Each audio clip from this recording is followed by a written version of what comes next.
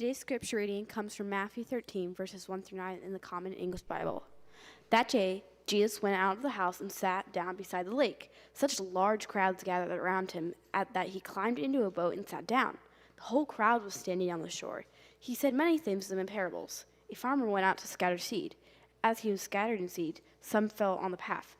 The birds came and ate it. Other seed fell on rocky ground, where the soil was shallow. They sprouted immediately because the soil wasn't deep. But when the storm came up, it scorched the plants. They dried up because they had no roots. Other seed fell among the thorny plants. The thorny plants grew and choked them. Other seeds fell on good soil and bore fruit. In one case, a yield of 100 to 1. In another case, a yield of 60 to 1. And in another case, a yield of 30 to 1. Everyone who has ears should pay attention.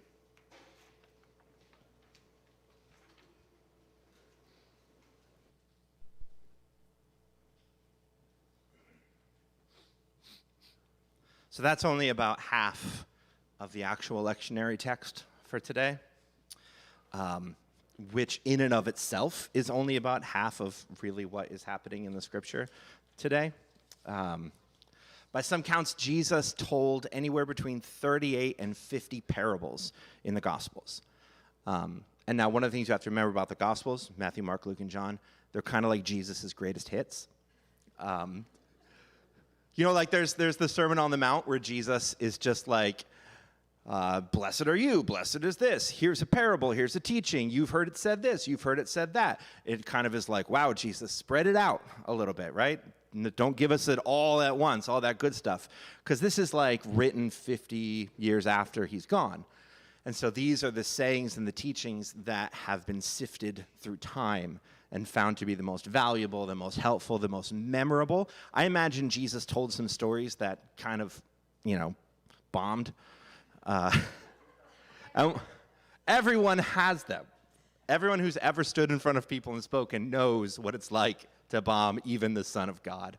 But luckily, time is friendly, and we've forgotten all of those. So we just have Jesus' greatest hits. So he has told in the Gospels between 38 and 50 parables, depending on how you count them.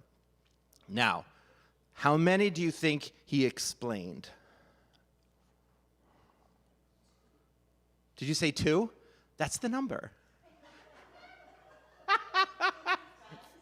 And they're in this chapter. You've won a free t-shirt.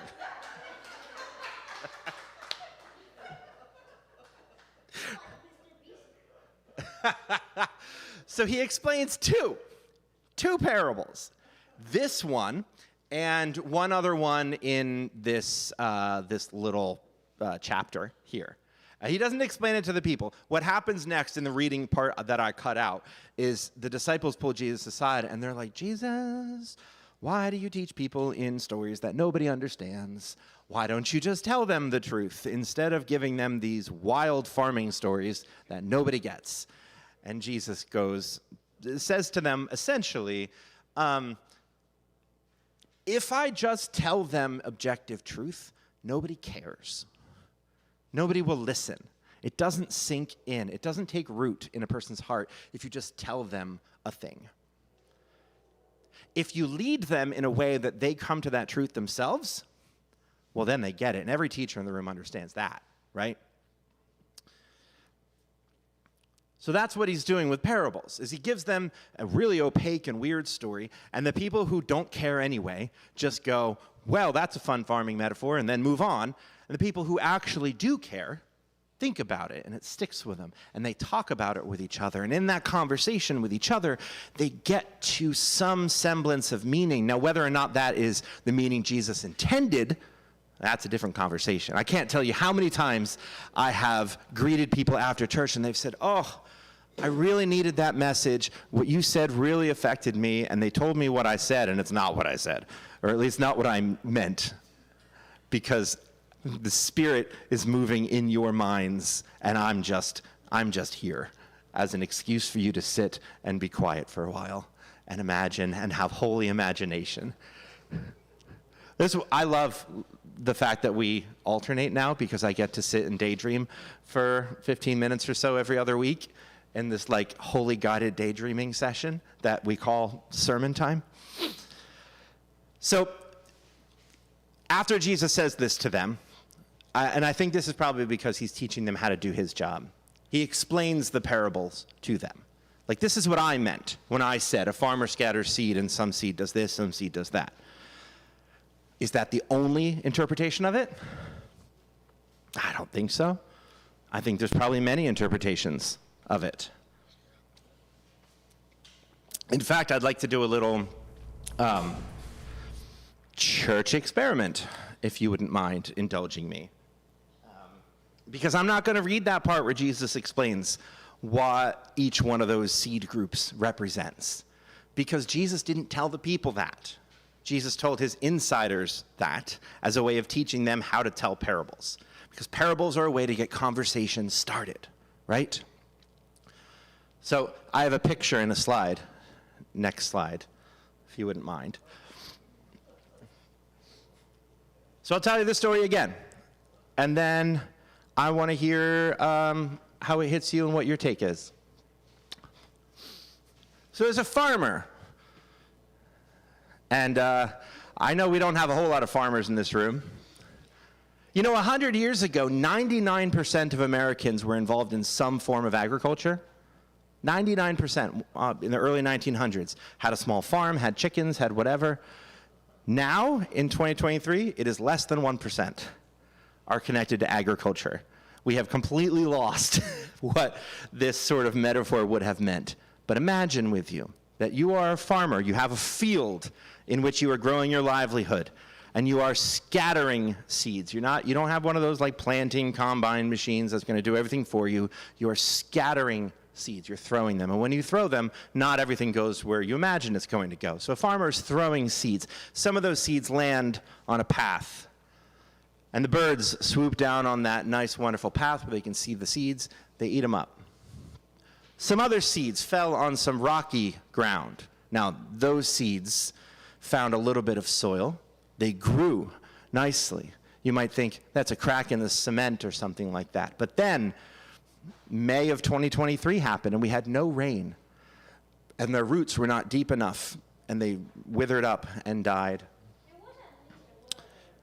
Not in May. Another group of seeds fell among thorns and brambles and started to grow, but the nutrients were not there for it, and it got choked out by this thorns and brambles.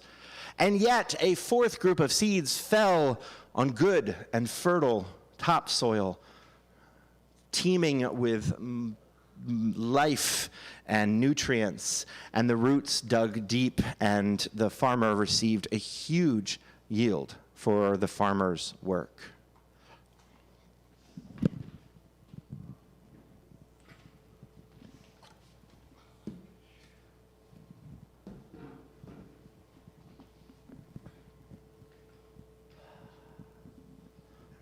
So what's up?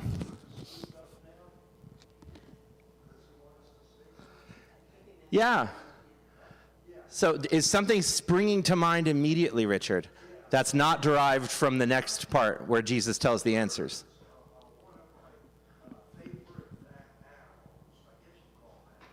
Yeah, birds are animals, yes. For me, there's nothing more glorious than seeing a bird in flight, no matter how small or how big, like an eagle, it might be. And every time I see them flying with such ease, down, around, up and over, I say, I wish I could fly like a bird. Would I like to, come back in another lifetime as a bird so I could just soar around and Candy could stare at you and talk about how beautiful you are. Like I'm scared. Because that's how birds and their Every parasites, and I time don't like that. I see them, whether I'm at the beach or on my back porch, I get to see them. And the inspiration I get out of them is to see what I can do with the help of God to soar on this earth with my feet on the ground, and you know, and to do the things that God calls upon us to do, that was put so beautifully.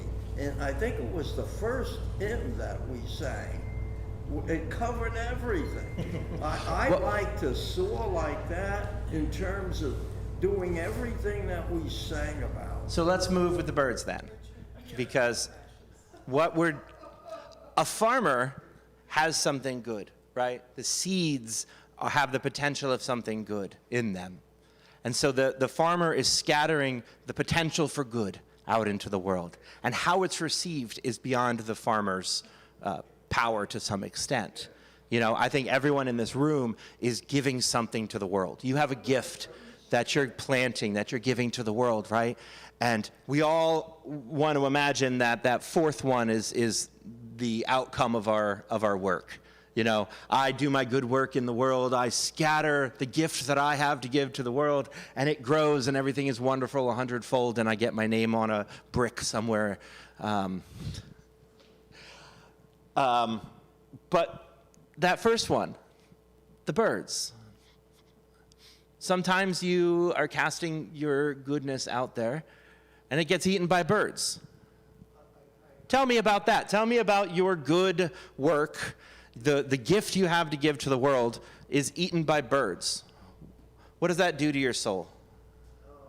You know, I can't get in sync with that. You mean what the birds are doing in terms of once they eat the seeds and they have all this energy they need from God, and so what? They don't need that much. Well, all they need is a few seeds. That would be another hope of mine.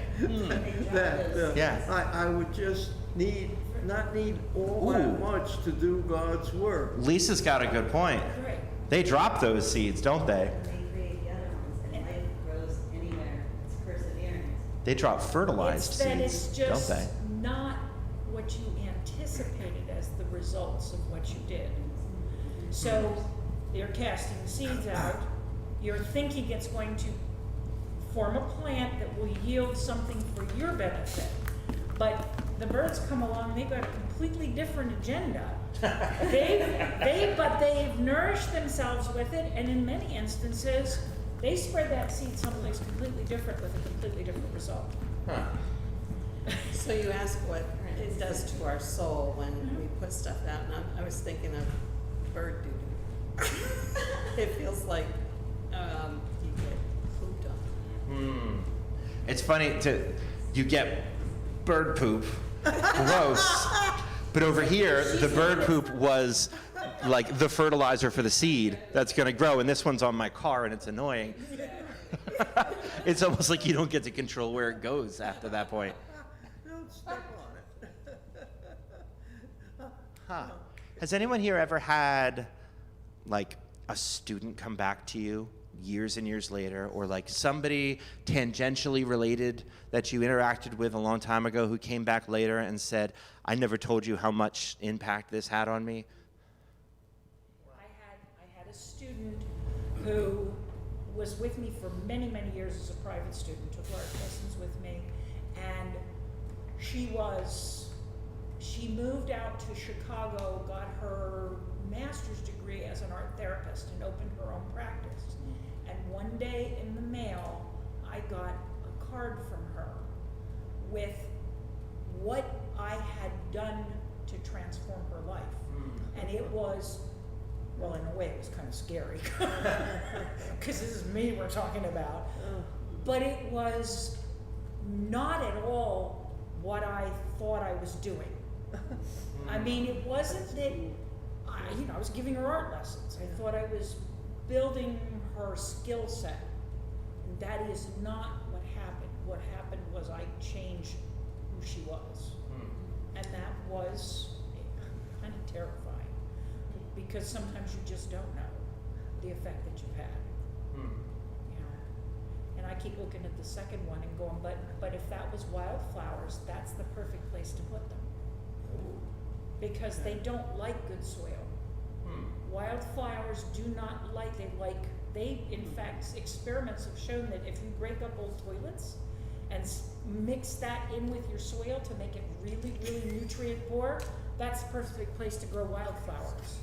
Yes, but not because Wildflowers grow in old toilets, is what I'm learning. No, you gotta break them up, but any. Oh, sure, yeah, lid or broken trowel or toilets, anything right, like of that, course. broken, yes. Next week I'm sitting at the I've had a church member that I didn't realize that I had such an influence on her life calling until after I retired from the ministry and went back to the church to visit. And at the church, she was there, and I met with a lot of other members that joined the church during my ministry there. And she said, I want you to know, the influence that your preaching had on my life. It inspired me to go to college and to get a master's degree and to become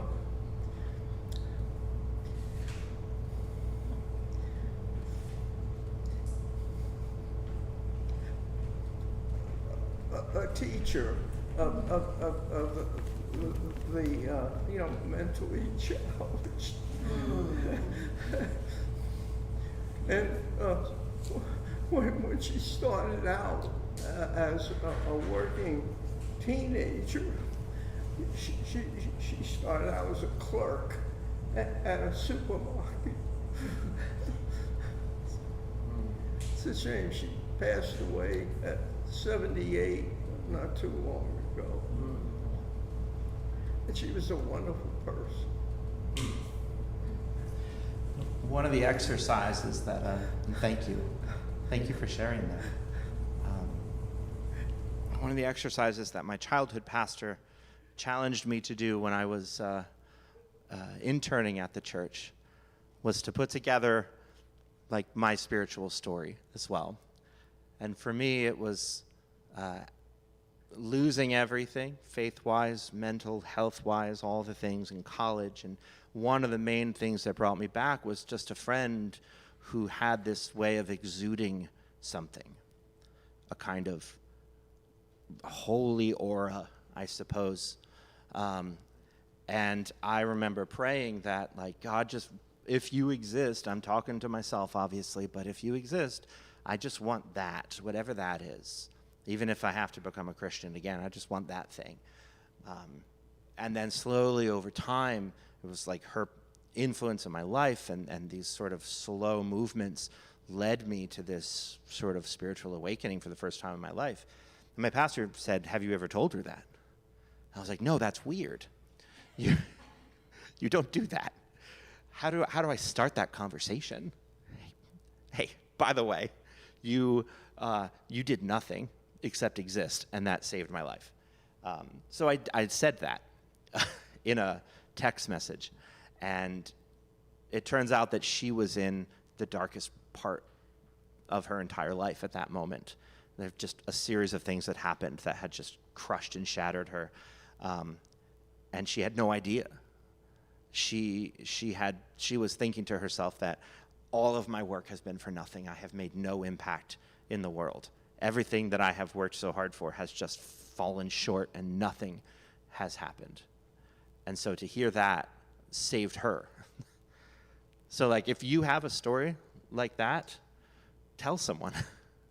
Tell them, because we hear this parable, oh, and some fell on the path and birds ate it and it was wasted and it was gone or whatever. But nothing's wasted.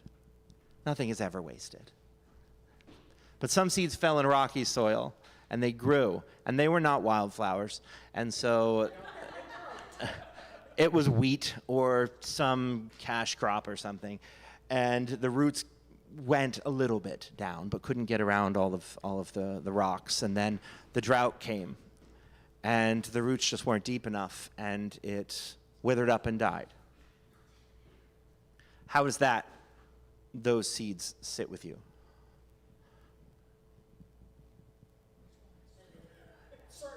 The ones whose roots were not quite deep enough because of the rocks and the soil, and that when the weather got rough and it wasn't very conducive anymore, the plants themselves died. I think all of us go through that. A period when we're not grounded well enough. We're not taking in enough nourishment. We don't have what we need to cope with circumstances. I don't think there's any person that goes through life thriving and never hitting a time period when that doesn't happen to them. Everybody does that. No roots are that deep. Maybe like the Dalai Lama, So, but I think everybody has patches like that. Life's short, Yeah. goes quickly, you die. And circumstances can come up that you just have no defense for. So Lisa sees a whole life cycle in that little plant in the rocky soil. I see a faith journey. Okay. A faith, and so it can be, the seed can be there but not picked up, or picked up and not embraced. And then the rocky soil is planted a little better, but still not rooted deeply enough. And then it goes on and it goes a little more, and it's getting better, and you're taking it in more, but then finally you're grasping and you're holding on, and the faith has deepened within you. Well, and there's so much that can choke out faith.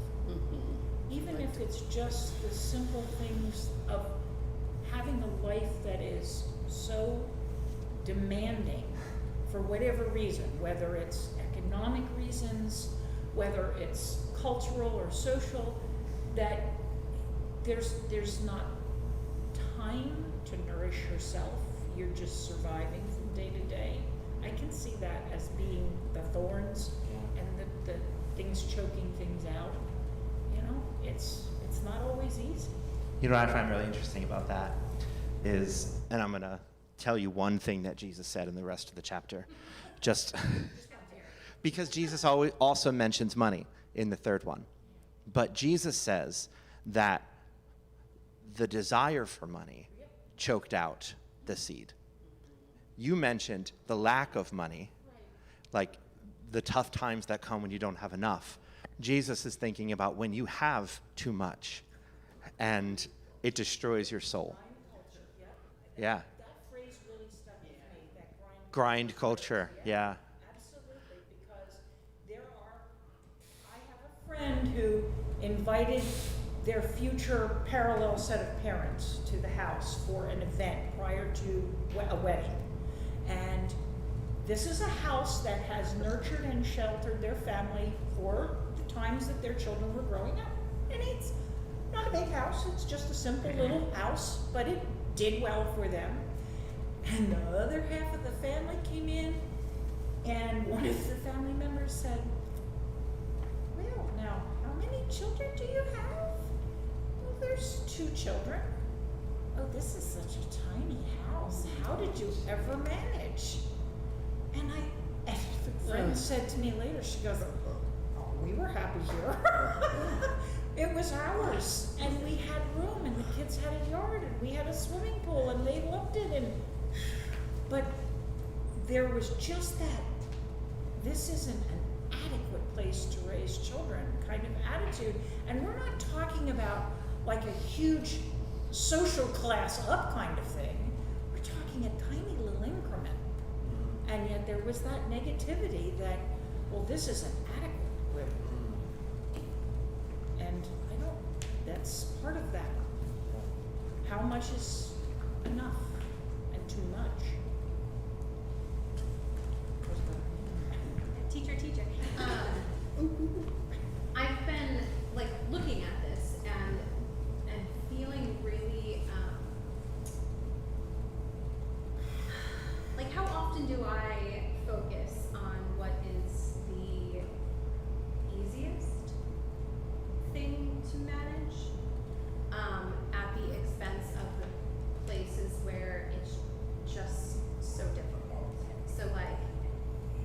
if that fourth picture is the church, where like everyone who is there feels like they belong there, whereas the one on the rocks feel like, well, life is rubbish, and like I heard a little bit of hope and felt good for a little bit, and then the choking, the being so weighed down, and so maybe instead of focusing so much on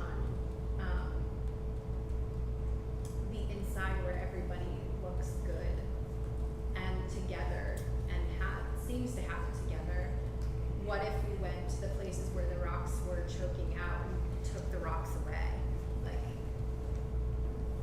being, not bulldozers, but the ones that pick up the rubble. Yeah, what are those called?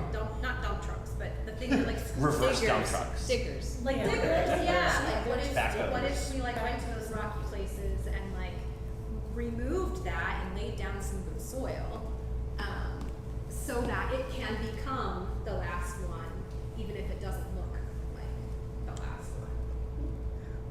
Like in our garden, we got this soil that was terrible, horrible, and everything was dying. And we were like, what is happening? I'm watering every single day.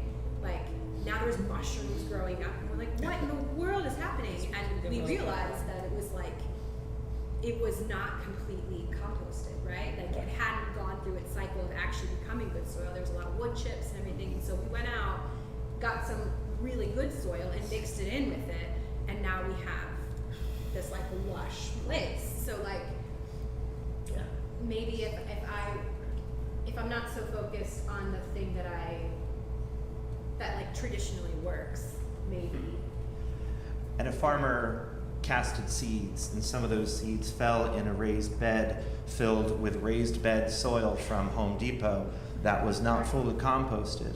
And those seeds, they grew, and then they turned weirdishly yellow and stopped growing. So yellow.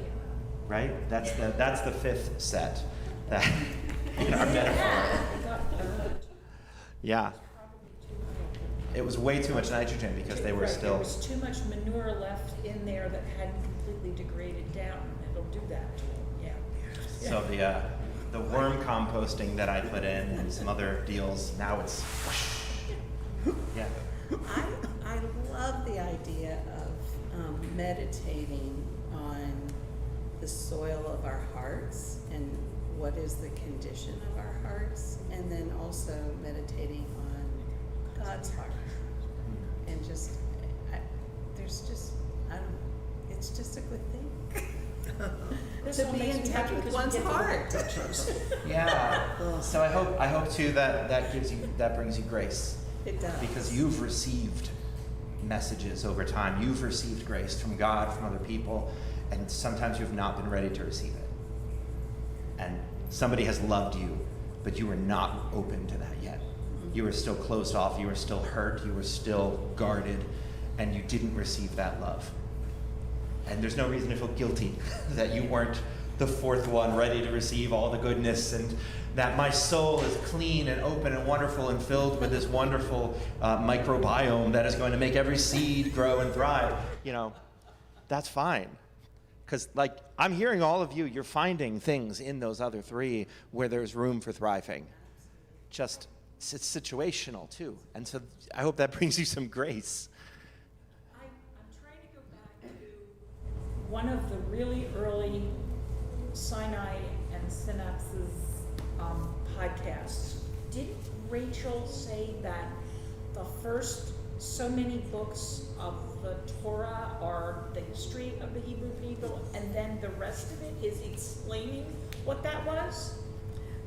Down the Wormhole podcast. Yeah, I mean down the wormhole, yes. Well, that's because you guys keep talking about this. Yeah, that's the thing we came Yeah, from. that's the Yeah. thing came from. But the down the wormhole, didn't she say that that's basically what it broke down to be? So what it breaks down to is God gave Moses a command. Love God, love your neighbor as yourself. And then, all right, well, what does that mean, though? Okay, so then we get 10 commandments. Okay, great, but then how does that apply to this? So then we get the rest of the 500 commandments throughout the Torah.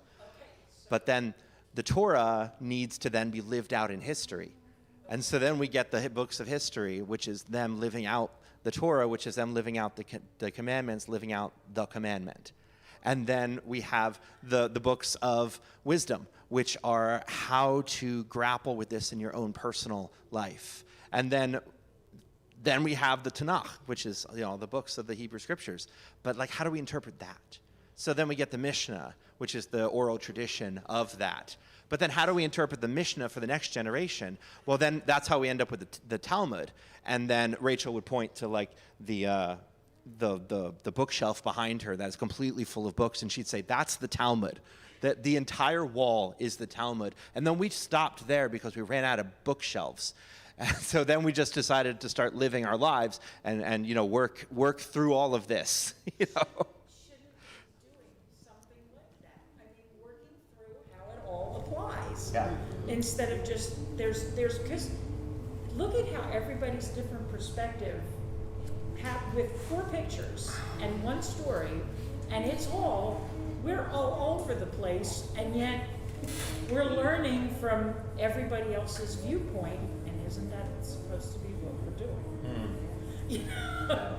And I have another one still. You get a free t-shirt. Because I've looked at this and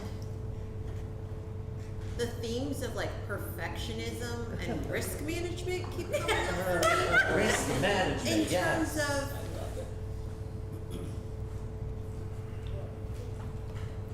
I like to put my efforts into something that I believe will pan out, right? And so the 4th picture, like ideally, everything that I would want to work towards would have a higher probability of turning out like number 4 versus the birds picking up the stuff. Yeah. And yet, the reality is that you have to keep throwing things out because you'll never get to number 4.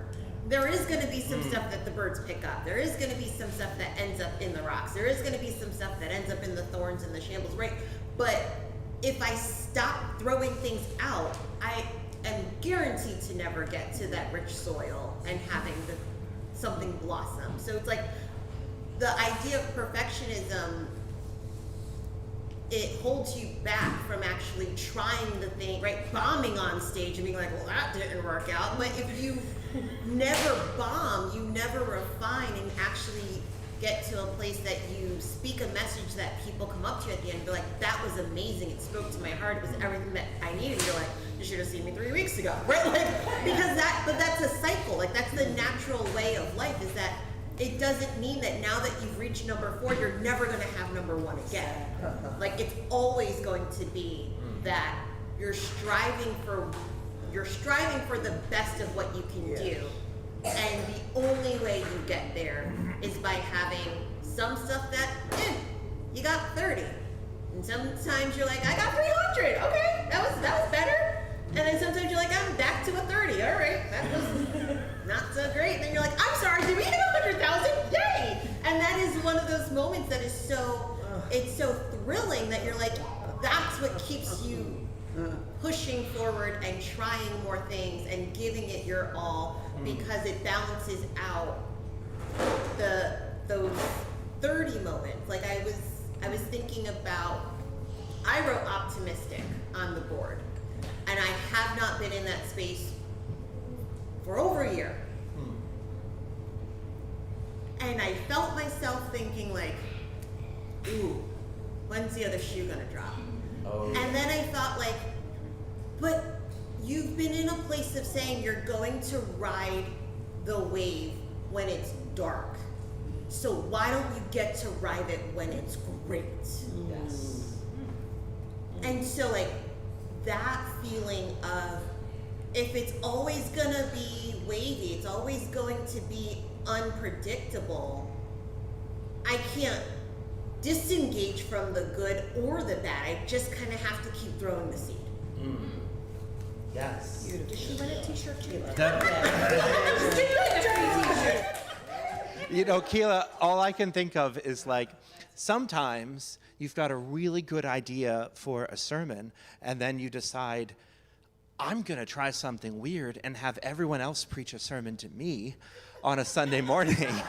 and see how that works out. Because that could bomb horribly. Or you could have amazing stories. I think why are we so skeptical when things are good? Why are we so skeptical when that we're receiving blessing? And when things are rough and hard, we just accept it. But when it's good, we're skeptical of the good. I don't know. If anybody else knows, has some beautiful, wonderful wisdom for that, I don't know. Worthiness is tough to accept. Worthiness. Oh no, we're not going to talk about that, because then I'm going to start crying. Do you deserve to have things go well for you? Oh, Charles does. That's true. Yes, because you've not been crushed. I said no. You said yes first. It's the right answer. Yes is the right answer. You're good. You win 10 points. So Jesus said that the farmer represents God, and the seeds are the gospel, the good news. Some people are so caught up in the world that the seed can never be planted, and the devil comes and takes it away.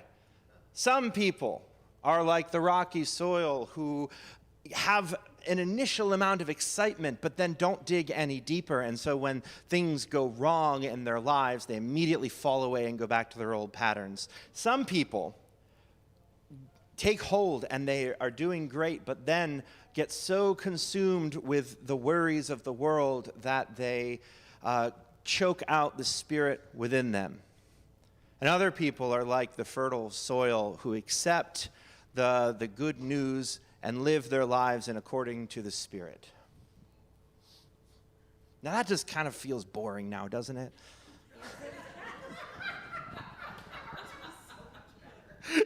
Ours is so much better than Jesus. This is why Jesus didn't explain his parables.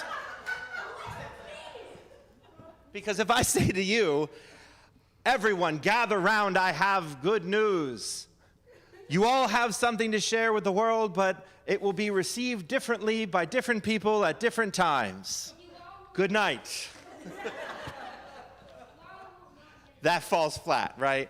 But this thing that we've done together and that we always do together, in which we interrogate our lives and the scriptures and all of the whole thing together, is individual and beautiful. And I feel like I've learned a few things today, so thank you for preaching to me. And now can we just take a moment to let all of that wisdom seep in and say a word of prayer.